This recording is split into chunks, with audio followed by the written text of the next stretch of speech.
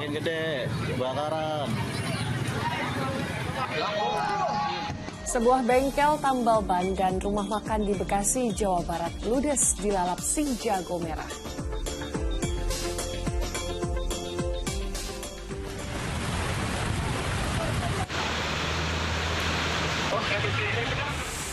Hujan deras yang mengguyur kota Padang Panjang dan sekitarnya mengakibatkan longsor dan banjir di ruas Jalan Padang, Bukit Tinggi.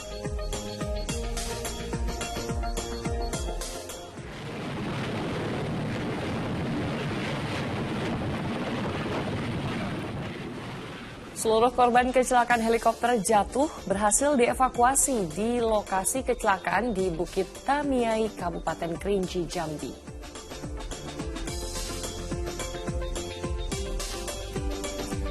Terduga pelaku pelecehan seksual di bus Transjakarta rute Monas Pulau Gadung berhasil ditangkap polisi.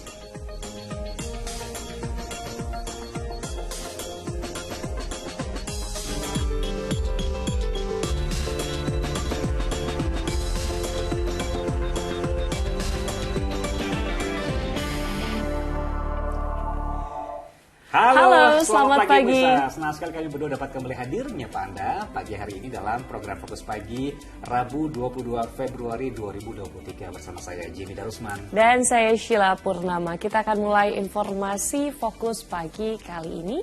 Dan di informasi yang pertama, sebuah bengkel tambal ban yang juga menjual bensin eceran di Bekasi, Jawa Barat terbakar. Nah, kobaran api ini juga menghanguskan rumah makan yang berada di sebelahnya. Api membara hingga menimbulkan asap tebal dari sebuah bengkel tambal ban di Jalan Muhammad Yamin, Kelurahan Duren Jaya, Kota Bekasi, Jawa Barat. Pasar Baru Bekasi. Bahan yang mudah terbakar, seperti tumpukan ban dan bensin, membuat api dengan cepat merambat ke seluruh bangunan. Kobaran api menyebabkan sebuah rumah makan yang ada di sebelahnya ikut hangus. Diduga api muncul saat pemilik bengkel sedang menambal ban motor. Tanpa disadari, tiba-tiba api menyambar bensin eceran dan langsung membesar. Saya lihat apinya udah besar. Katanya saya tanya dari warga sini, katanya api lagi nambal, Terus mungkin api yang lagi nambal ini mungkin nyambar ke bensin, ya udah jadi kebakaran. 6 unit mobil pemadam kebakaran dari Kota Bekasi diterjunkan ke lokasi. Tak ada korban dalam peristiwa kebakaran ini. Awang Dermawan melaporkan dari Bekasi, Jawa Barat. Masih dari Jawa Barat, pemirsa, kebakaran melanda rumah di kawasan Garut membuat satu keluarga kehilangan tempat tinggalnya dan harus mengungsi. Sementara amukan si jago merah yang melalap rumah di Pontianak membuat warga panik karena api membesar dengan cepat.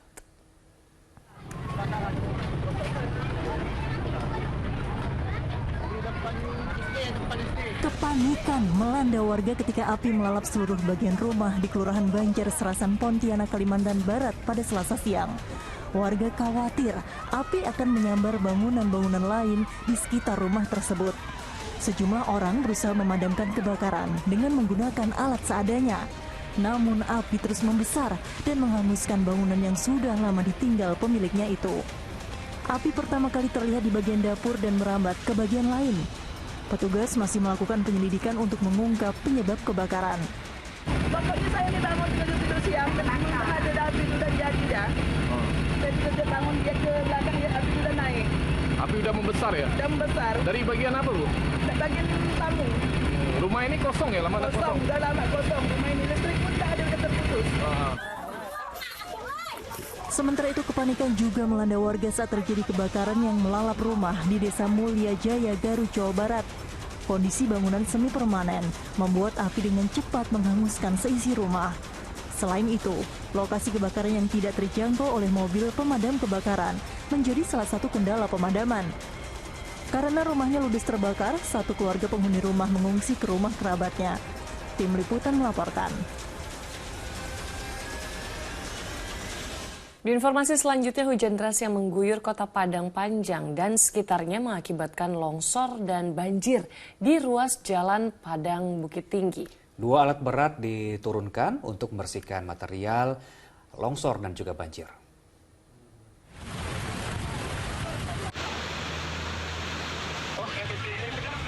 Inilah detik-detik saat sejumlah kendaraan terjebak di tengah derasnya arus banjir yang menerjang ruas jalan Padang Bukit Tinggi, Sumatera Barat pada Selasa sore. Satu mobil bahkan harus ditarik dengan tali oleh warga karena nyaris hanyut terbawa arus. Banjir terjadi setelah di lokasi tersebut diguyur hujan deras hingga menyebabkan debit air di Sungai Batang Anai meluap. Tidak hanya banjir, hujan deras juga telah mengakibatkan longsor dan jalan amblas di sejumlah titik. Akibatnya lalu lintas dari kedua arah sempat lumpuh, tak bisa dilalui kendaraan. Petugas gabungan dari TNI, Polri, BPBD, Satpol PP, serta Damkar juga langsung diterjunkan ke lokasi. 2 alat berat juga diturunkan untuk membantu mengangkat material sisa banjir dan longsor. Bencana longsor di seputaran wilayah Silaing Pawa. Ada 3 titik longsor yang material longsornya menutupi badan jalan. Hingga Selasa malam, alat berat masih terus bekerja melakukan pembersihan dari sisa material longsor. Sri Purnama melaporkan dari Padang Panjang, Sumatera Barat. Nah, peristiwa banjir ini juga mengakibatkan dampak pada wilayah persawahan, jadi bukan cuma permukiman dan juga sarana transportasi begitu. Betul. Ya. Di Jawa Timur, tanaman padi di wilayah Kabupaten Tuban rusak terendam banjir akibat luapan air dari Bengawan Solo. Petani pun terpaksa memanen padi lebih awal dari yang dijadwalkan agar tidak busuk. Banjir akibat luapan Kali Bengawan Solo merendam tanaman padi di Desa Patihan, Kabupaten Tuban, Jawa Timur pada Selasa siang. Akibatnya petani terpaksa memanen tanaman padi yang terendam banjir agar padi tidak busuk. Padi yang sudah dipotong diletakkan di atas pelepah pisang kemudian didorong ke tempat yang lebih tinggi. Kondisi ini menyebabkan hasil panen petani merosot, di mana sebelumnya dalam sekali panen tanah seluas 250 meter persegi mampu menghasilkan 10 karung gabah. Nah, pada panen kali ini diperkirakan hanya mendapat 5 karung saja.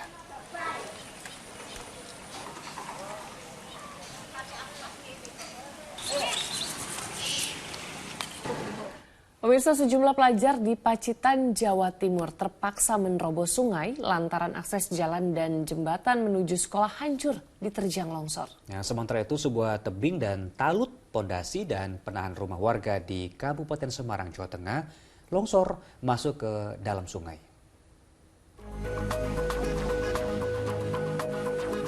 Bagian belakang rumah milik Marsudi warga Desa Nyatnyono, Kecamatan Ungaran Barat, Kabupaten Semarang, Jawa Tengah ini rusak berat akibat longsor.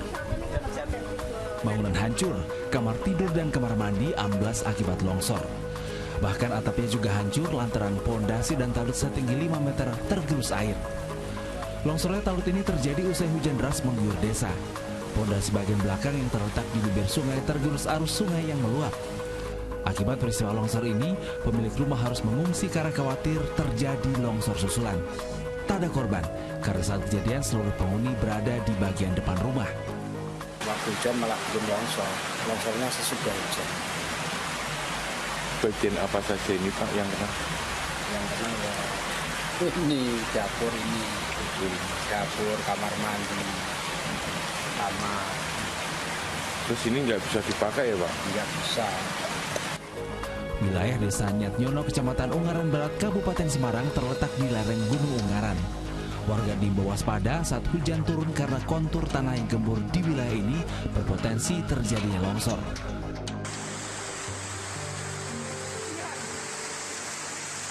Kondisi memprihatinkan dialami para pelajar di Desa Kemuning, Kecamatan Tegalombo, Kabupaten Pacitan, Jawa Timur yang harus menerobos sungai lantaran akses jalan dan jembatan menuju sekolah hancur diterjang longsor.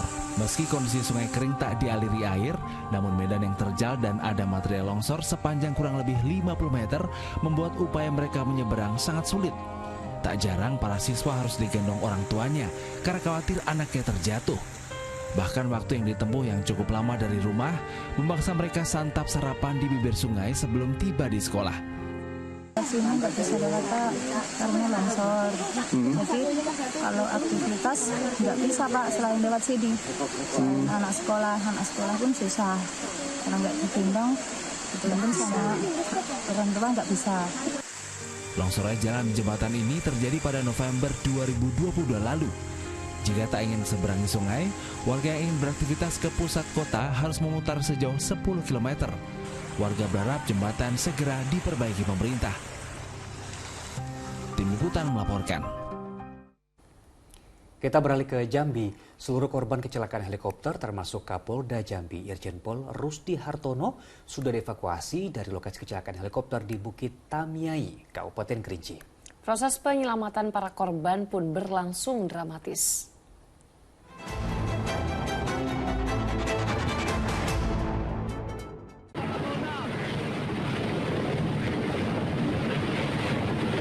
Evakuasi Kapolda Jambi Irjen Rusdi Hartono dari lokasi kecelakaan helikopter di hutan Bukit Tamiai, Muara Emat, Kabupaten Kerinci Selasa siang berlangsung dramatis. Dengan hati-hati, Kapolda yang mengalami patah tangan dinaikkan ke atas helikopter. Setelah 3 hari terjebak dan bermalam di hutan, Kapolda lalu diterbangkan ke posko Tim SAR di Kabupaten Merangin menggunakan helikopter Super Puma.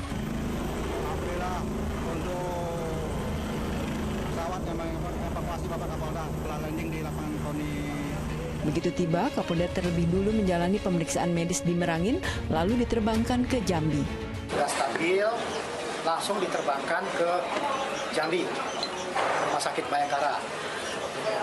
Ya, tadi informasi sesuai yang saya sampaikan, bagian tangan dan ada keluhan di bagian punggung. Apakah sempat mengalami hipotermia atau semacamnya, Pak? Tidak, beliau dalam keadaan sadar. Sementara itu, 2 korban kecelakaan helikopter yang lebih dulu dievakuasi, Ajudan Kapolda Jambi Bribtu Aditya Muhardi dan Kopilot AKP Amos tiba di kota Jambi Selasa sore dan langsung dibawa ke Rumah Sakit Bayangkara untuk perawatan medis. Sebelumnya, 4 korban kecelakaan helikopter dievakuasi lebih dulu dari lokasi atas perintah Kapolda Jambi. Mereka terdiri dari Ajudan Kapolda Bribtu Aditya dan Kopilot helikopter AKP Amos, serta Direktur Kriminal Umum dan Direktur Polair Polda Jambi. Hingga Selasa malam, 6 korban kecelakaan helikopter telah dirawat di Rumah Sakit Bayangkara Jambi, sementara 2 korban lainnya masih dirawat di Merangin. Namun Kapolri memastikan ke-8 korban telah dievakuasi dalam kondisi selamat. Terkait penyebab helikopter mendarat darurat di lokasi adalah karena cuaca berkabut. Berdasarkan hasil laporan dari pilot dan kru, ada posisi di mana kabut sangat tebal, sehingga kemudian pandangan tidak terlihat ditambah dengan cuaca yang tidak bagus, sehingga kemudian pilot memutuskan untuk melakukan pendaratan. Sebelumnya, proses evakuasi ke-8 korban dari lokasi hutan Bukit Tamiai Muara Emat terhalang sejumlah kendala. Proses evakuasi dilakukan melalui jalur darat dan udara. 20 anggota tim SAR gabungan turun ke lokasi, termasuk 2 tenaga medis kepolisian yang terdiri dari dokter spesialis bedah dan dokter spesialis anestesi, memberikan pertolongan pertama kepada para korban. Tim SAR juga bertugas membersihkan area kecelakaan agar proses evakuasi bisa dilakukan melalui jalur udara. Faktor cuaca buruk membuat proses evakuasi jalur udara terpaksa ditunda sementara Senin malam. Para korban termasuk Kapolda Jambi kembali bermalam di hutan. Rick Harsen melaporkan dari Kota Jambi dan Kabupaten Merangin, Jambi. Kita ke informasi lain, pemirsa. Nekat menerobos lampu merah lalu lintas, seorang pengendara ojek daring bersama penumpang wanita terpental usai ditabrak minibus di Menteng, Jakarta Pusat. Pengendara ojek daring dan penumpang yang dibawanya terluka dilarikan ke rumah sakit. Rekaman kamera di dashboard mobil memperlihatkan insiden kecelakaan yang melibatkan sebuah minibus dengan pengendara ojek daring di Jalan Diponegoro, Menteng, Jakarta Pusat pada Senin sore. Pengemudi mobil seketika menabrak pengendara ojek daring. Kencangnya benturan membuat korban dan penumpangnya terpental dari sepeda motor. Diduga kejadian tersebut terjadi akibat kelalaian pengendara ojek daring yang nekat menerobos lampu lalu lintas saat tengah menyala merah. Pengendara mobil tak dapat menguasai laju kendaraan.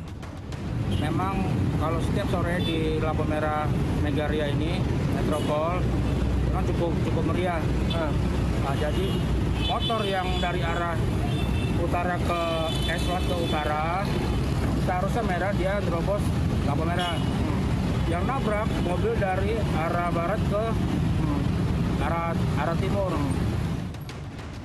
Akibat kecelakaan, pengendara ojek daring berikut penumpang dilarikan ke Puskesmas Menteng.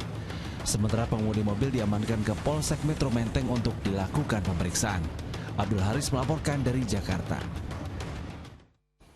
Sementara di Jawa Barat, pemirsa, aparat Polres Cianjur menggelar rekonstruksi ulang peristiwa kecelakaan yang menewaskan seorang mahasiswi Selvi Amalia. Hasil rekonstruksi ulang tersebut nantinya untuk melengkapi berkas ke tahap persidangan. Rekonstruksi ulang digelar atas permintaan dari Kejaksaan Negeri Cianjur. Dalam rekonstruksi terdapat 22 adegan, mulai dari sebelum terjadi kecelakaan hingga korban Selvi Amalia Nuraini tewas terlindas mobil Audi yang dikendarai tersangka Sugeng. Sebelumnya korban yang sedang melintas ke arah Cianjur Kota menabrak angkot dan terpelanting ke arah kanan. Akibatnya mobil Audi yang dikendarai tersangka yang melaju menuju Bandung melindas bagian kepala korban. Usai kejadian, tersangka sempat diberhentikan warga, namun karena tidak merasa menabrak, Sugeng melanjutkan perjalanan kembali. Kita fokus lebih kepada kecelakaan, kan itu kan bukan menjadi objek nanti rangkaian. Ya, kita yang jelas kepada kejadian kecelakaannya saja. Saksi yang dihadirkan jadi berapa? Jadi yang dihadirkan semuanya ada 10.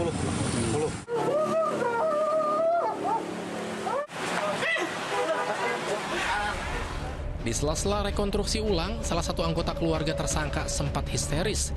Dirinya tak terima Sugeng dijadikan kambing hitam dalam kasus kecelakaan yang merenggut nyawa Selvi Amalia Nuraini.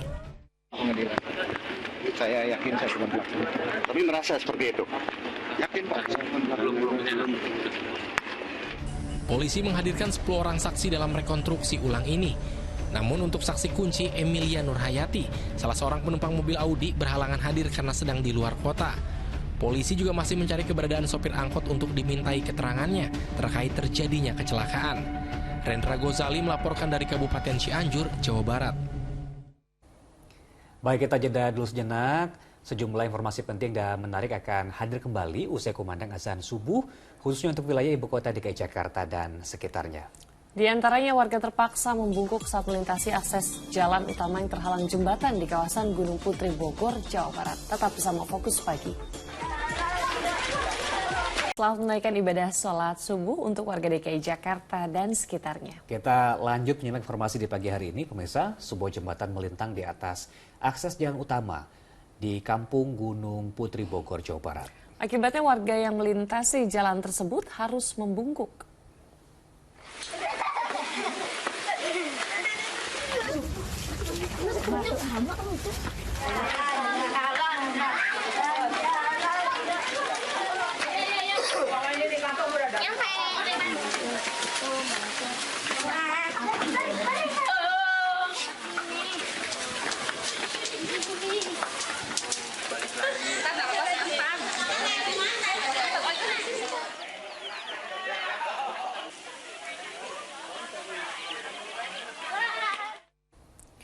Di informasi selanjutnya, seorang pria ditemukan tewas dengan luka gorok di bagian leher di perkebunan milik warga di Kecamatan Tanralili, Maros, Sulawesi Selatan. Sebelum ditemukan tewas, korban disebut sempat memberikan pesan kepada istrinya untuk menjaga diri serta anak-anak mereka.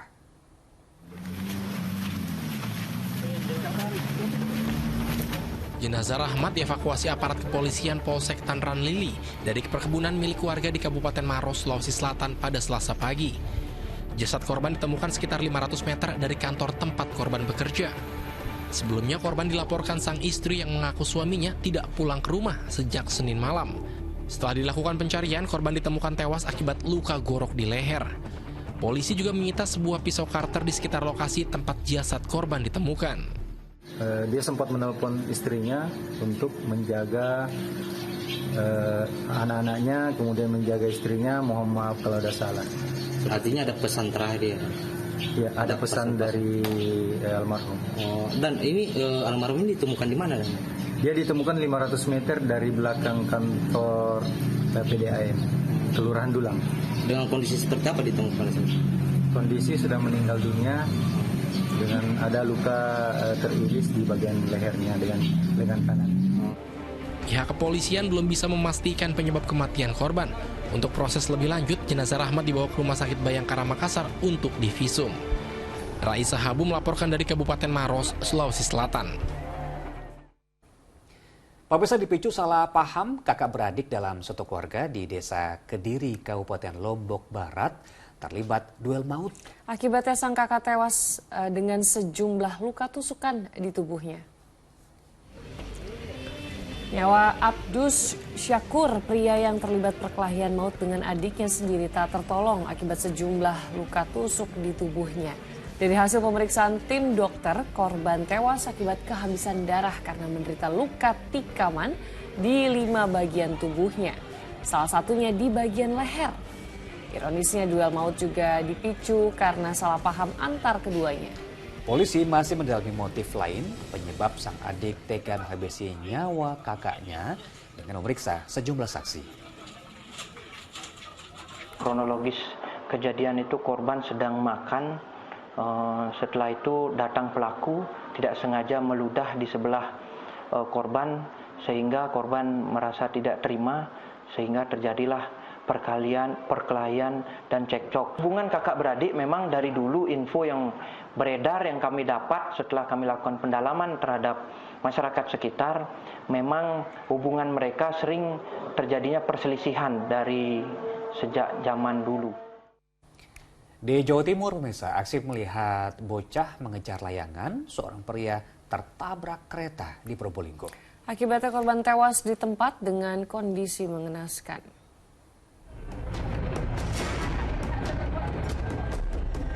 Warga Desa Pesisir Kecamatan Sumber Asih, Probolinggo, Jawa Timur dikejutkan dengan insiden seorang pria yang tertabrak kereta Sri Tanjung jurusan Yogyakarta Banyuwangi pada Selasa sore. Akibat kerasnya benturan, korban yang bernama Ikrar Ardiles tewas di tempat dan tubuhnya terlempar beberapa meter dari lokasi kejadian. Peristiwa bermula saat pria itu hendak mengambil bahan bakar untuk kendaraannya yang mogok di tepi jalan raya bersebelahan dengan jalur rel kereta. Pada saat bersamaan, muncul sejumlah anak yang sedang mengejar layang-layang putus hingga menarik perhatian korban. Ikrar lalu berjalan ke arah rel kereta dan langsung ditabrak kereta. Dari warga, supir itu berhenti, katanya mau ngisi dolar. Ternyata ada layangan, dia fokus dia lawan layang. Karena tidak tahu kalau ada kereta dari arah barat. Gitu. Korban meninggal? Korban dibawa ke rumah sakit. Meninggal seketika ya Pak ya? Meninggal. Jenazah korban kemudian dibawa ke Rumah Sakit Umum Daerah Muhammad Saleh, Probolinggo. Dan di Ari Gafur melaporkan dari Probolinggo, Jawa Timur. Pemirsa, Polda Metro Jaya benarkan adanya laporan polisi dari selebgram Clara Sinta terkait perampasan yang diduga dilakukan debt collector terhadap mobil pribadi milik Clara di kawasan Tebet, Jakarta Selatan. Petugas juga akan melakukan pendalaman terkait perlawanan yang dilakukan oleh debt collector terhadap anggota Polri yang memediasi masalah tersebut. 1 jam loh saya minta untuk ngasih mobil colongan, Pak. Polda Metro Jaya membenarkan adanya laporan polisi dari selebgram Clara Sinta terkait perampasan yang diduga dilakukan oleh kelompok debt collector terhadap mobil pribadi milik Clara di kawasan Tebet, Jakarta Selatan. Saat ini penyidik di Treskrimum Polda Metro Jaya masih melakukan penyelidikan terkait kasus tersebut, sekaligus melakukan pendalaman atas perlakuan kasar kelompok debt collector kepada anggota Polri yang mengarahkan kedua belah pihak menyelesaikan masalah tersebut di kantor polisi. Kebetulan pada saat di TKP ada Babin Kamtipmas memberikan suatu problem solver, ya, kemudian mendapatkan perlawanan dalam penugasannya, dan itu termasuk akan kita lakukan pendalaman.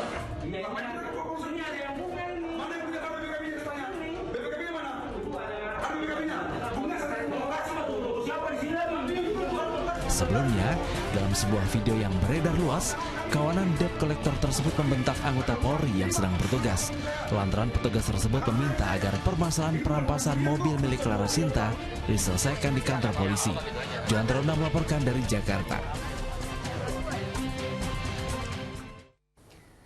Direktorat Jenderal Pemasyarakatan Ditjenpas Kementerian Hukum dan HAM mempersiapkan remisi tambahan bagi terpidana kasus pembunuhan berencana Richard Eliezer. Selain itu, Mabes Polri juga sedang menyusun tim komisi kode etik dalam sidang kode etik Richard. Divisi Profesi dan Pengamanan Propam Polri sedang menyusun tim komisi kode etik dalam sidang Barada Richard Eliezer. Setelah tim Komisi Kode Etik terbentuk, barulah sidang etik yang menentukan apakah Eliezer dipecat atau tetap menjadi polisi digelar di Mabes Polri. Tentunya Pak Kadif Propam dan tim saat ini sedang menyusun Komisi Kode Etik. Seperti saya sampaikan bahwa kami akan mempertimbangkan semua aspek yang meringankan maupun untuk hal-hal lain yang tentunya semuanya akan kita hitung. Segala aspek yang telah dilakukan oleh Richard Eliezer akan menjadi pertimbangan Komisi Kode Etik dalam menentukan nasibnya. Sementara itu, Direktorat Jenderal Pemasyarakatan Ditjenpas Kementerian Hukum dan HAM mempersiapkan remisi tambahan bagi terpidana kasus pembunuhan berencana Richard Eliezer. Selain merupakan hak bersyarat bagi narapidana, pemberian remisi juga diberikan bagi narapidana yang berstatus sebagai justice kolaborator, lantaran dianggap telah membantu penegak hukum dalam pemecahan perkara. Memang dimungkinkan untuk mendapatkan remisi tambahan di pasal 35 ayat 1 sampai 4, di mana di sana disampaikan tentunya berdasarkan rekomendasi dari kepala lembaga, dalam hal ini adalah LPSK, karena statusnya Eliezer sebagai justice kolaborator atau yang sudah membantu pemecahan perkara ya. Sebelumnya, Majelis Hakim Pengadilan Negeri Jakarta Selatan menjatuhkan vonis 1,5 tahun penjara kepada Richard Eliezer dalam kasus pembunuhan berencana Brigadir Yosua. Tim Liputan melaporkan. Pemirsa, Polda Metro Jaya memastikan terduga pelaku pelecehan seksual di bus Transjakarta rute Monas, Pulau Gadung bukan anggota Polri. Saat ini pelaku telah ditangkap dan ditahan oleh pihak Ditreskrimum Polda Metro Jaya untuk jalani pemeriksaan. Video amatir warga merekam terduga pelaku pelecehan seksual terlibat cekcok dengan penumpang bus Transjakarta lainnya sesaat setelah melakukan pelecehan seksual terhadap seorang wanita. Ia nekat melompat ke jalur busway. Setelah video tersebut ramai di media sosial, Subdit Renakta Ditreskrimum Polda Metro Jaya langsung menangkapnya. Pelaku diketahui bernama MK, berusia 56 tahun dan berprofesi sebagai pekerja harian lepas di pos polisi Tambora, Jakarta Barat. Kartu akses Transjakarta yang digunakan adalah milik anggota Polri yang dicuri di pos polisi Tambora, Jakarta Barat. Tentang pelecehan seksual terhadap seorang wanita yang berada di transportasi umum, ya, ramai diperbincangkan dan kemudian juga disampaikan dalam bentuk storytelling ya pada saat kejadian oleh HFS. Polda Metro Jaya juga mengimbau agar korban membuat laporan polisi terkait kasus pelecehan seksual tersebut guna untuk proses hukum lebih lanjut. Johan Teruna melaporkan dari Jakarta. Dalam mesa kita jeda dulu sejenak, sejumlah informasi penting dan menarik lain masih akan hadir usai pariwara. Di antara petugas gabungan dari Polda Metro Jaya dan Bea Cukai berhasil menggagalkan penyelundupan narkoba jenis kokain cair dari Brazil yang dibawa oleh WNA berkebangsaan Peru. Informasi selengkapnya kami hadirkan usai jeda, tetap di Fokus Pagi.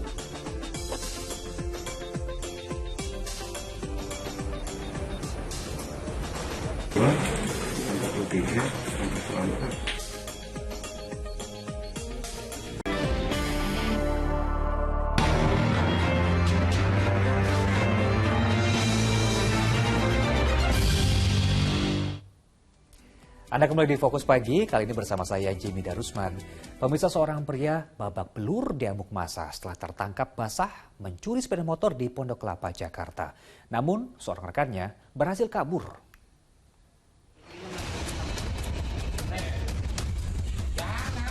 Pria pelaku pencurian sepeda motor ini tergolek lemas di tengah jalan setelah menjadi sasaran amuk massa warga Pondok Kelapa, Durensawit, Jakarta Timur, Selasa siang. Saat petugas Reskrim Polsek Durensawit tiba di lokasi, sejumlah warga kembali mendekat.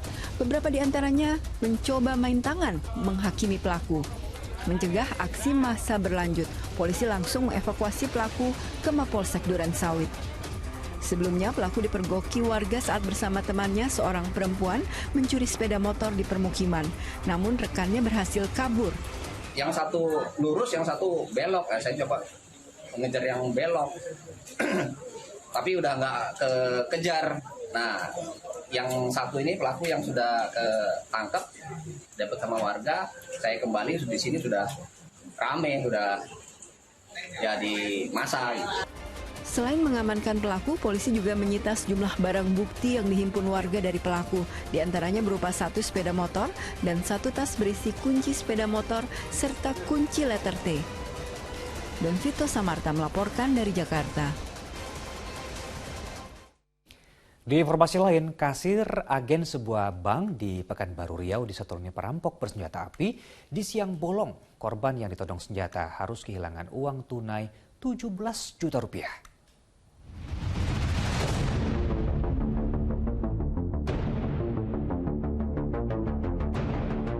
Inilah rekaman CCTV ketika peristiwa perampokan yang terjadi di agen sebuah bank di Jalan Al-Jihad, Sidomulyo Barat, Pekanbaru Riau. Peristiwa perampokan di siang bolong yang terjadi pada Minggu 19 Februari lalu ini memperlihatkan pelaku masuk ke ruangan kantor dan langsung mengancam kasir dengan senjata api. Pelaku yang mengenakan helm dan masker ini berhasil merampas dompet berisi uang tunai 17 juta rupiah saat di lokasi kejadian sedang sepi. Kasir bank ini awalnya tak menaruh curiga terhadap pelaku yang ingin mengambil dana dengan sistem tarik tunai seperti nasabah pada umumnya. Pelaku langsung kabur meninggalkan korban yang ketakutan. Untuk bisa melakukan aksinya, yang bersangkutan mengeluarkan yang diduga mirip seperti senjata api. Kerugian yang ditemukan di situ kurang lebih hanya uang 17 juta untuk kerugian daripada pihak korban.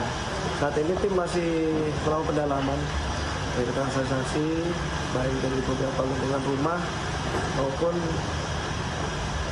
penyisiran dari awal maupun perginya pelaku ini. Aparat kepolisian yang menyelidiki kasus ini sudah mengidentifikasi pelaku melalui rekaman CCTV dan tengah dalam pengejaran. Polisi imbau agen bank untuk melibatkan satpam demi keamanan karena aktivitasnya rawan kejahatan. Ahmad Dison melaporkan dari Pekanbaru, Riau. Seorang wanita mengalami luka di kepala setelah dianiaya tetangganya. Polisi telah mengamankan pelaku. Wanita lanjut usia ini terbaring dalam perawatan rumah sakit kawasan Karawaci, Tangerang, Banten. Ia menjadi korban penganiayaan oleh tetangganya.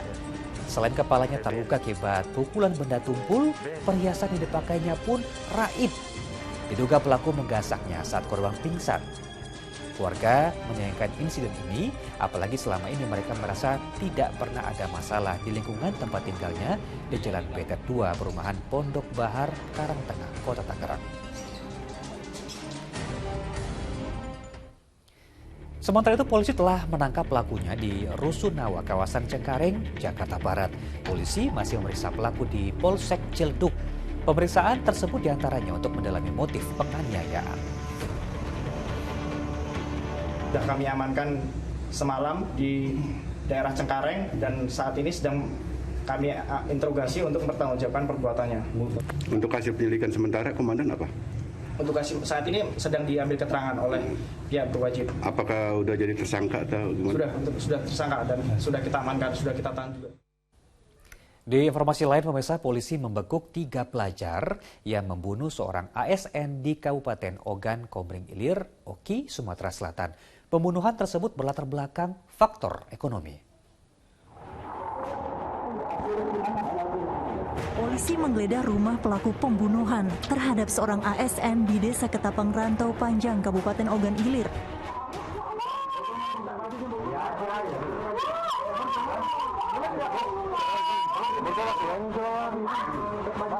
Aparat juga melakukan pengembangan dan membekuk 2 rekan pelaku di wilayah kecamatan yang sama.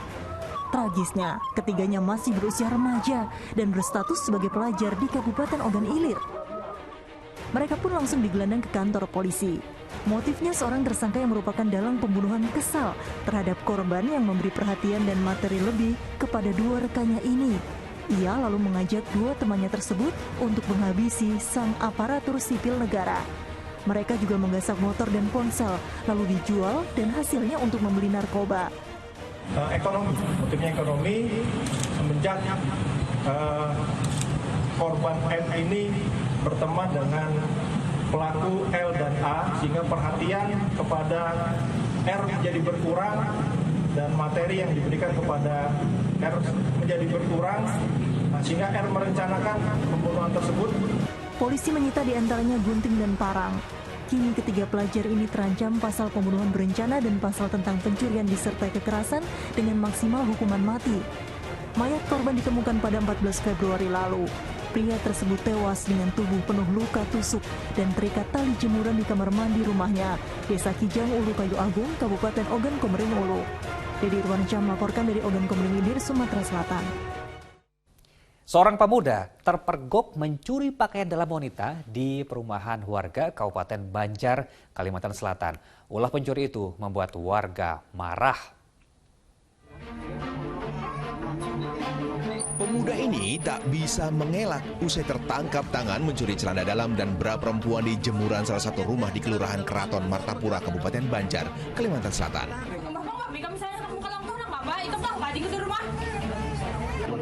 Ulah pemuda berusia 22 tahun itu pun membuat warga geram.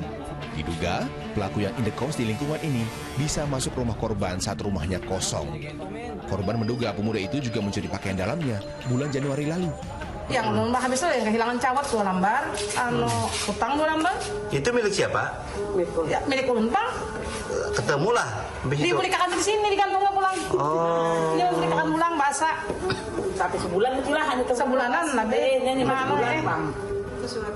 Diperkirakan pin terobsesi atau kayak apa nih? Atau kayak apa nih? Ulun iya, bingung, yang naik kumur ini motifnya apa? Asalnya pertama kan kehilangan dada. Setelah mengakui perbuatannya, pelaku tidak dibawa ke kantor polisi, melainkan ia diusir dan diminta tidak kembali ke lingkungan itu. Muhammad Lutfi Darlan melaporkan dari Kabupaten Banjar, Kalimantan Selatan. Polisi berhasil membongkar jaringan bandar narkoba yang kerap bertransaksi di kota Palangkaraya, Kalimantan Tengah. Sementara di Jakarta, petugas gabungan menggagalkan penyelundupan narkotika jenis kokain cair dari Brasil yang dibawa oleh WNA berkebangsaan Peru. Jajaran Ditres Narkoba Polda Metro Jaya bersama Bea dan Cukai berhasil menggagalkan penyelundupan narkoba jenis kokain di Bandara Suta, Tangerang, Banten. Kokain dengan berat total 2000 mm diselundupkan dari Brazil oleh warga negara asing asal Peru berinisial GPDS. Ada bukti, ada yang baru dapat.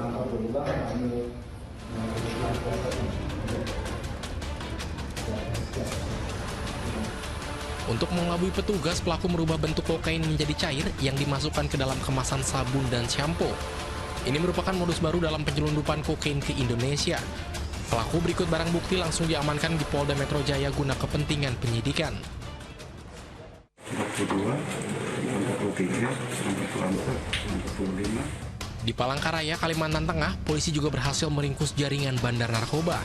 Saat menggeledah rumah yang diduga dijadikan tempat untuk mengedarkan barang terlarang tersebut, polisi menemukan sabu-sabu seberat 1 kg lebih serta ratusan butir pil ekstasi. Kita masih yang kita bisa amankan untuk masih wilayah Kalimantan Tengah. Tetapi dari penangkapan yang terakhir ini kita berarti sudah bisa mapping, jaringannya sudah antar provinsi berarti. Karena yang bersangkutan selain punya rumah di sini dan berhasil kita temukan juga di Palangkaraya, tetapi ternyata di sana juga di daerah Banjar juga mempunyai domisili dan tinggal di sana. Ironisnya dari 6 tersangka yang dibekuk, diantaranya adalah residivis yang sudah 4 kali masuk keluar penjara. Para tersangka akan dijerat dengan Undang-Undang Narkotika dengan ancaman hukuman 20 tahun penjara. Tim Liputan melaporkan. Lain lagi berikut ini ada seorang kurir narkoba yang dibekuk polisi saat membawa 50 kg sabu-sabu. Nah, saat diinterogasi, pelaku mengaku disuruh oleh seseorang asal Malaysia.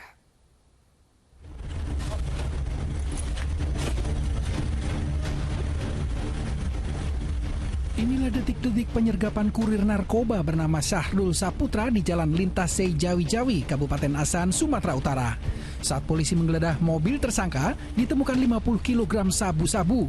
Dari pengakuannya, pria itu menyebut disuruh oleh seseorang dari Malaysia dan telah 6 kali menyelundupkan narkoba ke berbagai kota di Indonesia.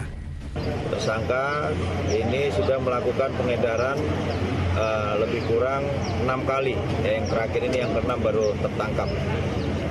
Barang buktinya mana? Barang bukti sebanyak 50 bungkus yang setelah ditimbang di Pegadaian itu berat bersihnya adalah 50.000 gram ataupun 50 kilo. Saat ini polisi masih mengembangkan keterangan tersangka terkait penerima dan pengirim sabu-sabu asal Malaysia serta calon penerima sabu di Medan. Tuti Alawiyah Lubis melaporkan dari Kabupaten Asahan, Sumatera Utara. Seorang pria yang berprofesi sebagai dukun di Pandeglang, Banten diringkus polisi. Pelaku ditangkap setelah tega mencabuli gadis berusia 21 tahun dengan iming-iming akan memberikan uang goib sebanyak 2 miliar rupiah.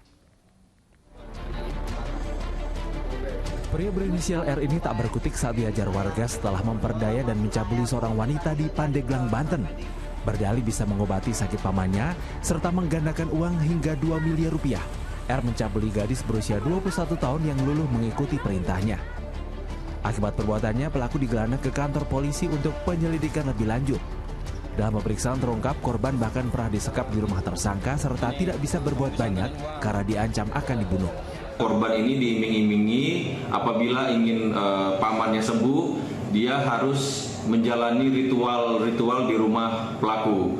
Dengan iming-iming tersebut, akhirnya korban mau dan ikut bujuk rayunya pelaku, sehingga korban sampai tinggal di rumah pelaku mulai dari bulan Maret tahun 2022.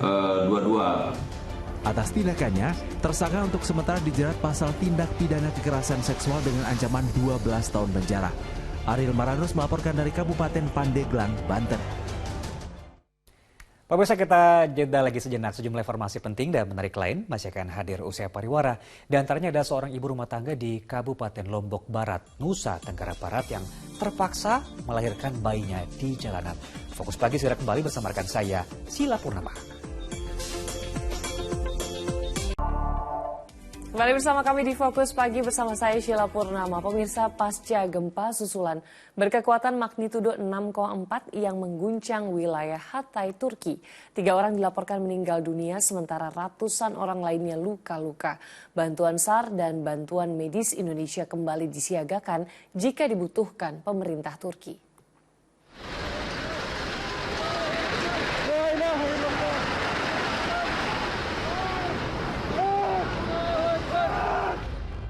Kota Defne, Provinsi Hatay, Turki berubah penuh teriakan dan kepanikan warga yang merasakan gempa berkekuatan magnitudo 6,4 Senin malam, waktu setempat.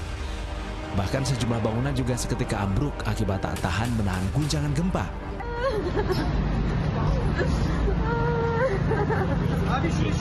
Saat kejadian, warga setempat berusaha menghubungi anggota keluarga mereka untuk memastikan keberadaan dan kondisinya. Mereka bahkan memilih bertahan di luar bangunan karena takut terjadi gempa susulan.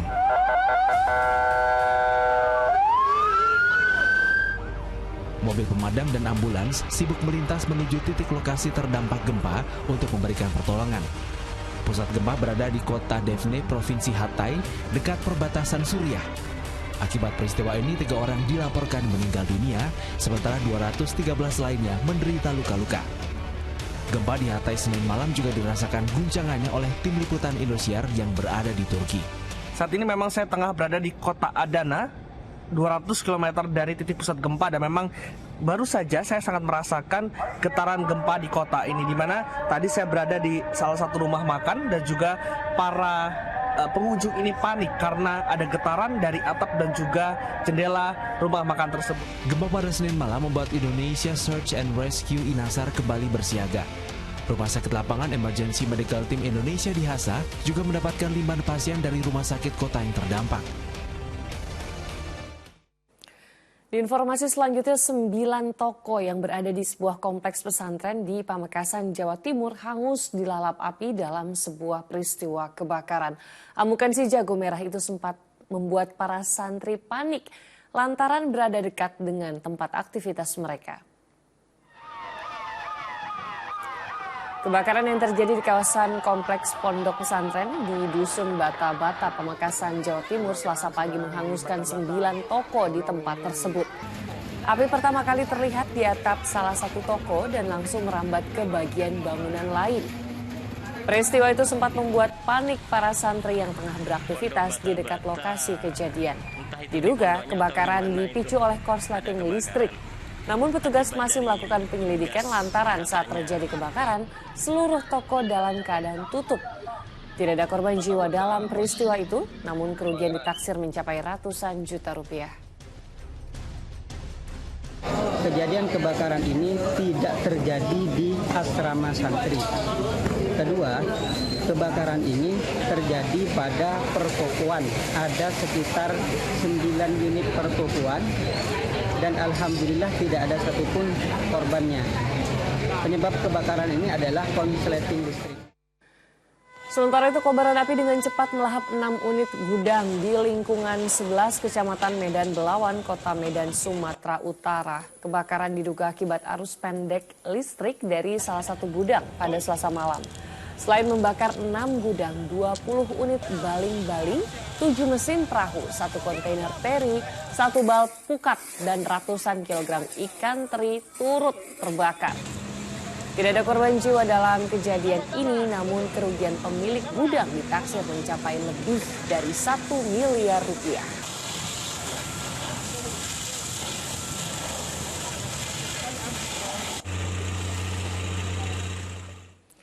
Pemirsa, kisah pilu dialami seorang ibu rumah tangga di Kabupaten Lombok Barat, Nusa Tenggara Barat yang terpaksa melahirkan bayinya di jalan berbukit di desanya saat menuju puskesmas. Meski sempat mendapatkan perawatan medis, namun nyawa sang bayi tidak tertolong.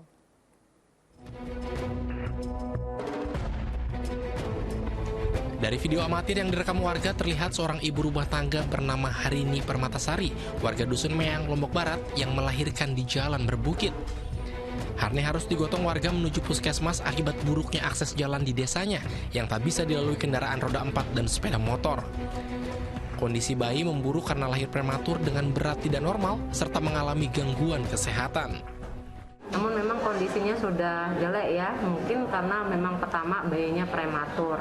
Kemudian yang kedua tidak mendapatkan pelayanan persalinan yang ideal ya, yang seharusnya karena lahir di jalan. Jadi tidak ada perawatan bayi pasca lahir seperti pengeringan, penghangatan, ya, kemudian pemberian ASI jika memang bayinya sehat. Kesedihan menyelimuti Harini dan suaminya saat ditemui di kediamannya di Dusun Meang, Desa Buwun, Lombok Barat.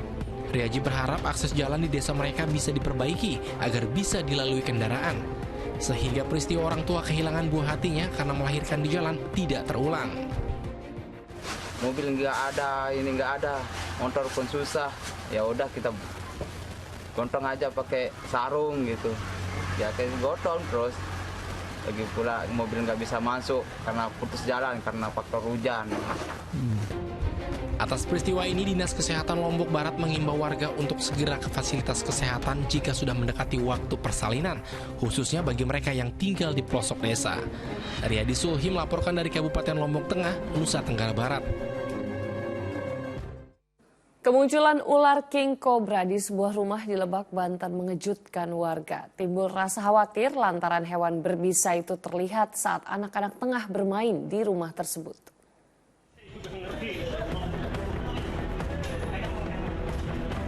Inilah saat-saat petugas pemadam kebakaran Kabupaten Lebak meringkus ular jenis king cobra di rumah warga di Kelurahan Muara Ciujung Barat, Rangkas Bitung, Lebak, Banten.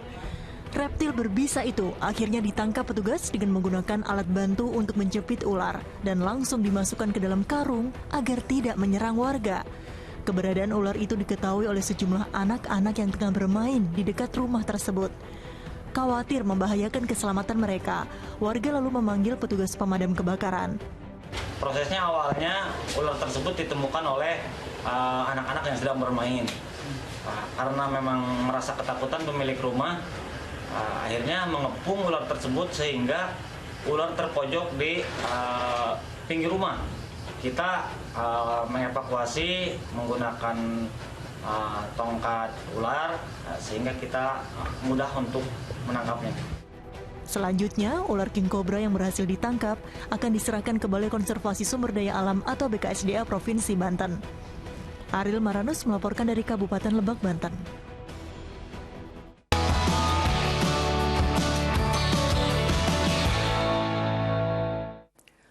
Pemirsa, dalam operasi pasar di berbagai daerah, warga rela antri. Mereka membeli berbagai kebutuhan pokok dengan harga murah seperti di Sleman, daerah istimewa Yogyakarta, dan Pacitan, Jawa Timur.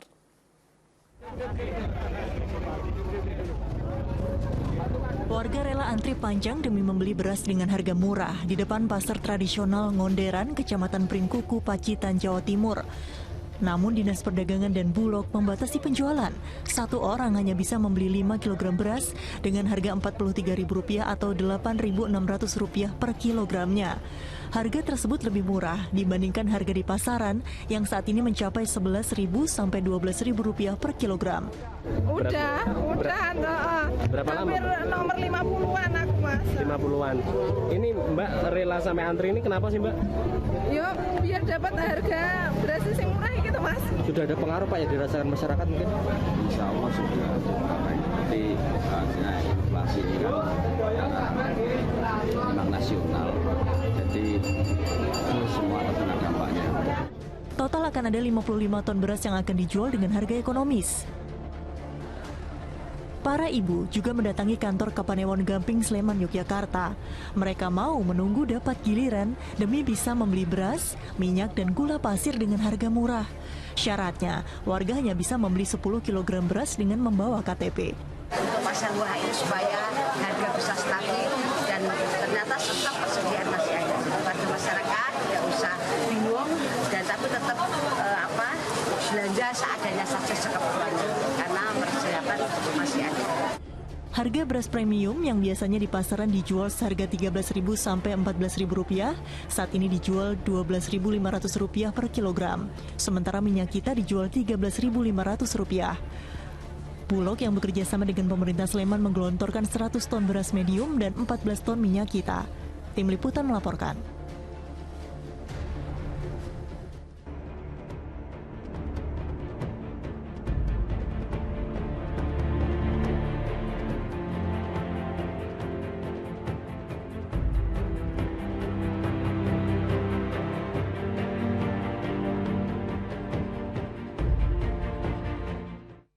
Pemirsa, Kantor Pelayanan Pajak Pratama Maumere bersama Kantor Wilayah Direktorat Jenderal Pajak Nusa Tenggara menggelar Pekan Panutan Surat Pemberitahuan Tahunan di Kabupaten Sika, Nusa Tenggara Timur. Kegiatan ini sebagai wujud apresiasi atas pemenuhan kewajiban perpajakan yang telah dilaksanakan. Pekan Panutan SPT Tahunan digelar di kantor KPP Pratama Maumere, Kabupaten Sika, Nusa Tenggara Timur. Kegiatan ini bertujuan mendukung kepatuhan pelaporan SPT tahunan, khususnya di wilayah Kabupaten Sika, Kabupaten Flores Timur, dan Kabupaten Lembata. Selain itu dilakukan juga pemadanan NIK dan NPWP, sekaligus pelaporan SPT tahunan menggunakan e-filing di pajak.go.id, serta penyerahan piagam kepada Bupati dan Forkopimda atas dukungan kerjasama yang baik dalam rangka menghimpun penerimaan pajak tahun 2022. Program bagaimana kita untuk memadankan NIK menjadi NPWP ini bisa lebih cepat, mendorong masyarakat untuk melakukan pemutakhiran data secara mandiri supaya lebih cepat, sehingga pada tanggal 1 Januari 2024 seluruh NPWP sudah kita padankan menjadi NIK. Sementara itu, Kantor Wilayah Direktorat Jenderal Pajak Nusa Tenggara mengapresiasi kontribusi seluruh wajib pajak yang turut serta mengamankan penerimaan negara melalui pajak. Dihadiri oleh 3 bupati di wilayah kerja Kabupaten KPP Pratama Maumere. Ya, harapan kita dengan Pekan Panutan ini akan meningkatkan lagi kesadaran dan kepatuhan dari para wajib pajak yang ada di 3 kabupaten untuk juga menyampaikan laporan SPT tahunannya dengan jelas, lengkap, dan benar. Masyarakat juga diminta untuk taat dan segera menyampaikan SPT tahunan lebih awal, sehingga kepatuhan para wajib pajak baik formal maupun materialnya lebih meningkat di tahun 2023. Jonda Gomez melaporkan dari Kabupaten Sika, Nusa Tenggara Timur. Fokus Pagi masih akan kembali dengan informasi lain, diantaranya Indonesia kembali menelan kekalahan dari Guatemala di laga terakhir turnamen mini U20. Sesaat lagi, tetap bersama kami.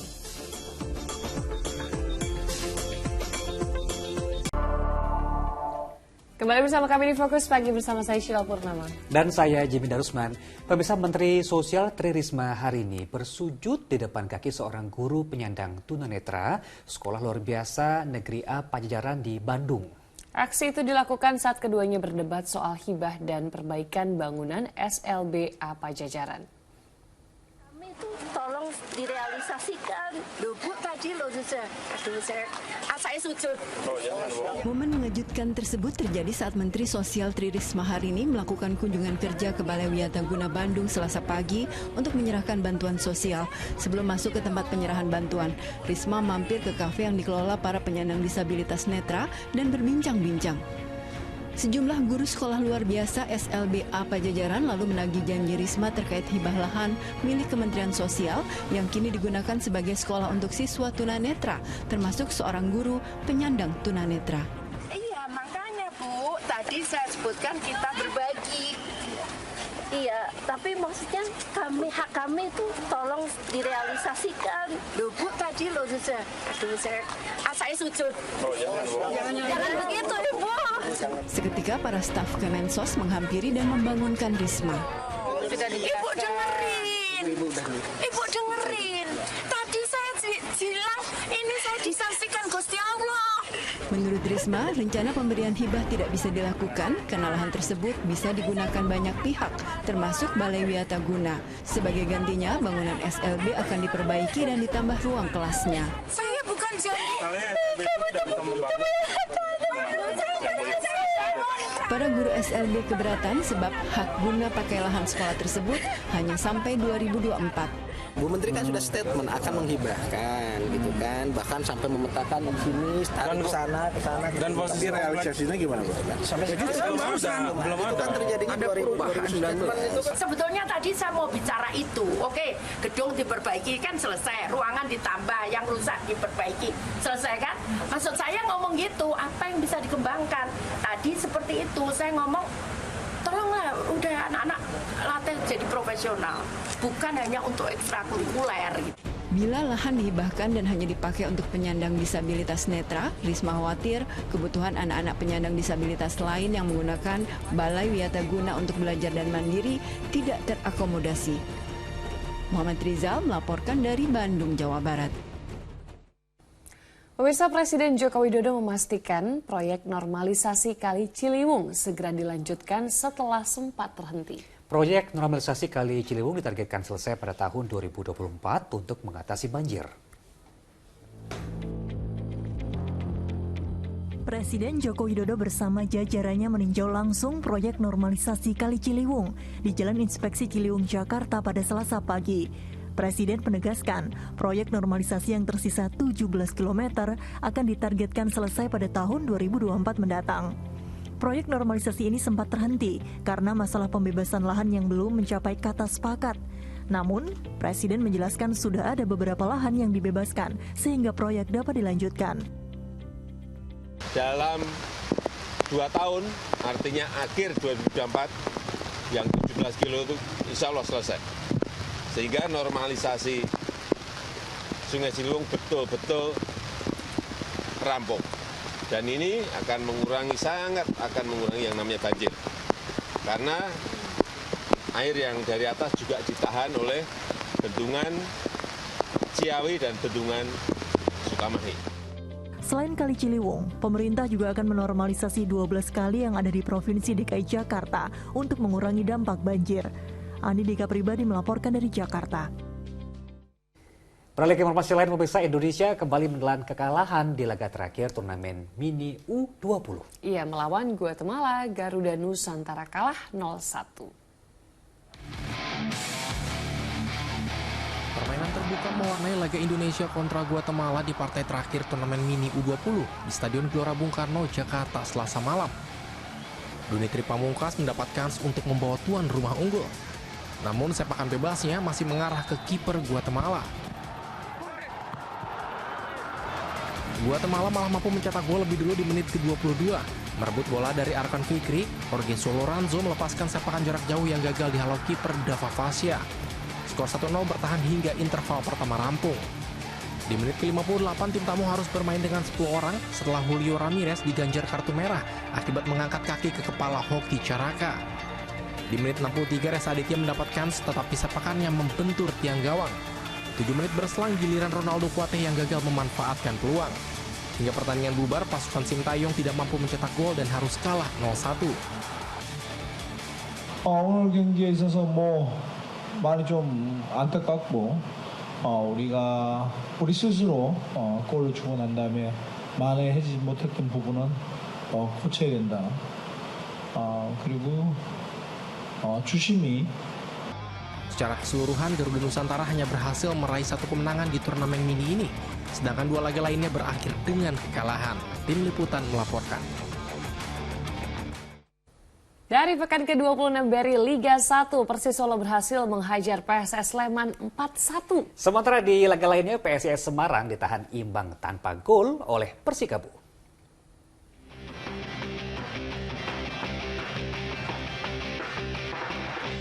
Persis Solo berupaya melanjutkan tren positif ketika menghadapi PSS Sleman di Stadion Maguwo Harjo, Sleman, Yogyakarta di pekan ke-26 BRI Liga 1 Selasa sore. Di babak pertama, gawang Persis sempat dijebol oleh sepakan penalti Jonathan Kantilana. Namun, pasukan Leonardo Medina berhasil bangkit di paruh kedua laga. Diawali dengan gol penalti Alexis Mesidoro yang menyamakan kedudukan menjadi 1-1. Disusul gol Irfan Bahdim yang memaksimalkan umpan Mesidoro. Pada menit 73, Mesidoro kembali melepaskan umpan yang dikonversi menjadi gol oleh Jonathan Rodriguez. Di masa tambahan waktu, Mesidoro menegaskan peran pentingnya sebagai penyuplai umpan untuk gol sepakan cungkil dari Rio Matsumura. Persis Solo menang 4-1 dan belum terkalahkan dalam 4 laga beruntun.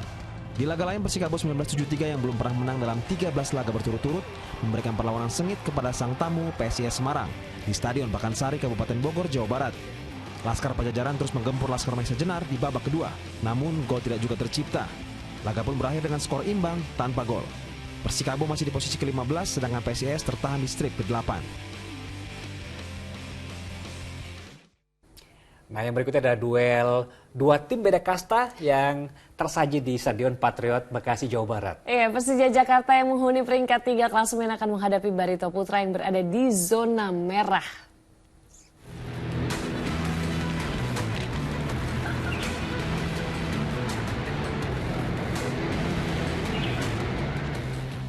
Misi untuk kembali bersaing dalam perburuan gelar juara musim ini akan diusung Persija Jakarta saat menghadapi tamunya Barito Putra dalam lanjutan pekan ke-26 BRI Liga 1 di Stadion Patriot Candrabaga, Bekasi, Jawa Barat pada Rabu sore.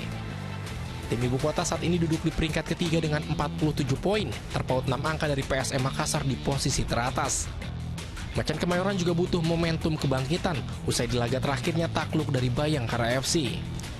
Namun tekad untuk meraih poin penuh tidak akan mudah diraih Persija karena Macan Kemayoran harus kehilangan 9 pemain mudanya yang bergabung bersama Timnas Indonesia U20. Di kubu seberang kembali hadirnya Rahmat Darmawan di kursi pelatih Barito Putra diharapkan dapat meningkatkan performa Laskar Antasari yang kerap dilanda masalah inkonsistensi permainan. Dalam 5 laga terakhir, Laskar Antasari hanya torehkan 2 kemenangan serta 3 kekalahan yang menyebabkan posisinya belum beranjak dari zona merah. Rahmat Darmawan yang sebelumnya pernah berjasa mengantarkan Barito keluar dari jurang degradasi dituntut dapat mengulang kesuksesan yang sama di musim ini. Awang Darmawan melaporkan dari Bekasi, Jawa Barat. Di informasi lainnya, pemirsa, Peduli Pendidikan Yayasan Pundi Amal Peduli Kasih YPP SCTV Indosiar bersama Yayasan Bahtera Maju Indonesia menggelar kegiatan bersih-bersih area sekolah di Palembang. Selain bersih-bersih, tim YPP dan YBMI juga melakukan penyemprotan cairan disinfektan di ruang kelas guna mencegah penyebaran virus.